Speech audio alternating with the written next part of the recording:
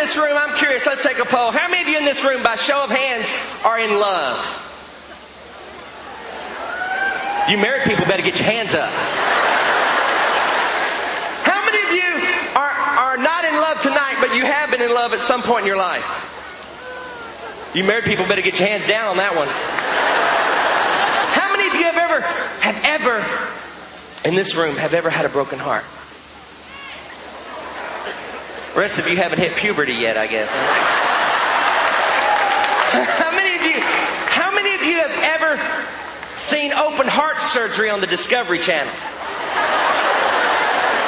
Do you love that Discovery Channel? How many of you love the Discovery Channel? Admit it. I love it! Man, I love it! When those helpless little deer are being chased by those leopards, man, I think it's cool.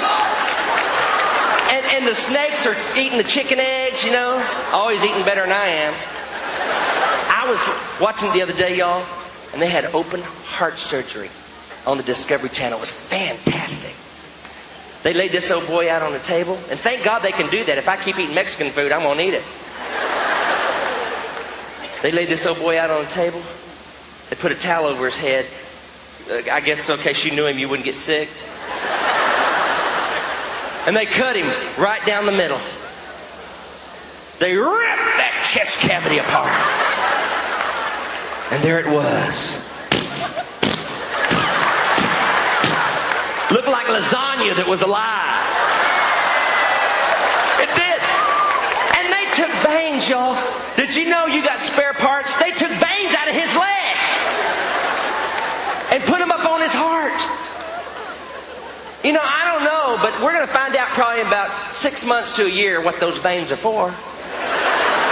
God doesn't just put veins in you for no reason. That old boy's going to be walking down the street with a perfectly good heart. That old leg's going to give out. He's going to wish he had his veins.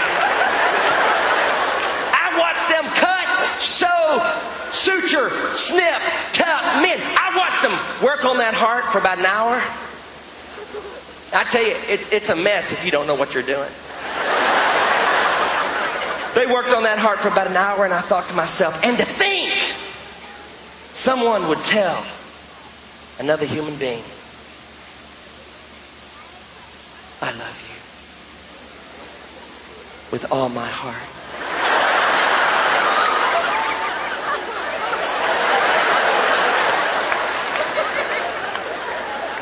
You love me with your blood pumping muscle? I tell you, it lost something for me, children. You know why we say I love you with my heart, though? Because in Western civilization, the seat of the emotions is the heart. The seat of the emotions is the heart. I love you with all my heart. You broke my heart. Put your heart into it. The seat of the emotions is the heart. But not so in some countries. I'm serious. Some countries, the seat of the emotions is the kidneys. Some countries, it's the liver. The seat of the emotions. You ask that missionary next time he brings that 12-hour slideshow to your church. You ask him, where is the seat of the emotions in the country he comes from? Somewhere it's the kidneys. Somewhere it's the liver. Somewhere tonight, a guy is telling his girl in some other language, I love you with both my kidneys. Or he might be saying, hey, baby, you make my liver quiver. It's not the same as the heart. It's not the same. Hey, but did you know what the seat of the emotions was in the Old Testament? Anybody know? You got it. The bowels. Look it up. The seat of the emotions in the Old Testament was the bowels. Boy, that'd ruin a lot of good love songs, wouldn't it? Don't tell my bowels, my achy, breaky bowels. I left my bowels in San Francisco. What'd they do for love songs? But the heart works. I mean, think about it, ladies. If you were in the Old Testament, can you hear your husband? He puts you in his arms. He goes, oh, baby. Oh, baby. Baby.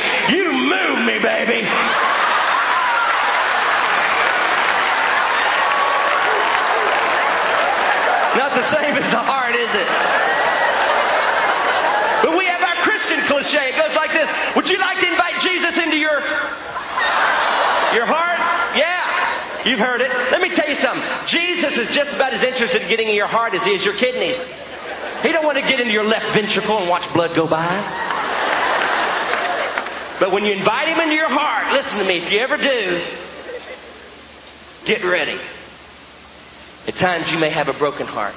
A lot of people say, come to Jesus, and you get saved and everything's fine from then on. Let me tell you, Christ said, I've come to give you life. But not just life more abundant. First of all, you got to know what life is, y'all. You know what life is? Whether you're a believer or you're not a believer, life is life. Life is a series of emotions. Life is a mountain after a valley, a wife to feed, a husband to clothe, children to raise, a boss to put up with, car notes, taxes, April 15th. Life is life. Christ said, I've come to give you life more abundant.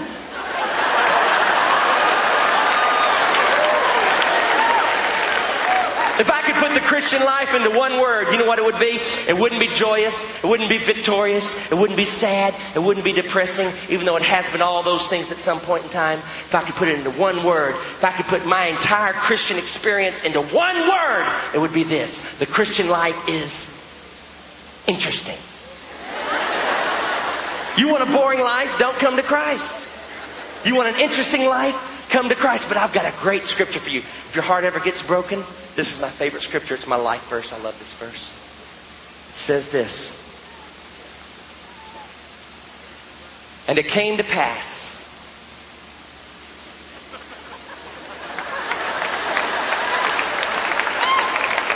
I love that verse, don't you?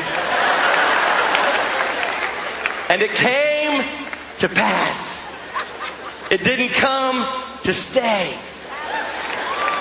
It came to pass.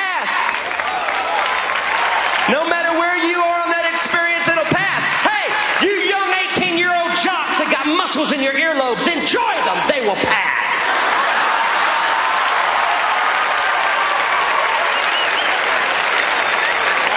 You older crowd, 35 and up, you got gray hair now. Some of you got blue hair. You know who you are. Some of you got no hair. Some of you went out and bought you some hair, didn't you? I saw a guy on TV, some TV preacher. He had the nastiest looking wig I've ever seen in my life. I think the thing was made out of cat hair. Every time he scratched his head, his rear went up.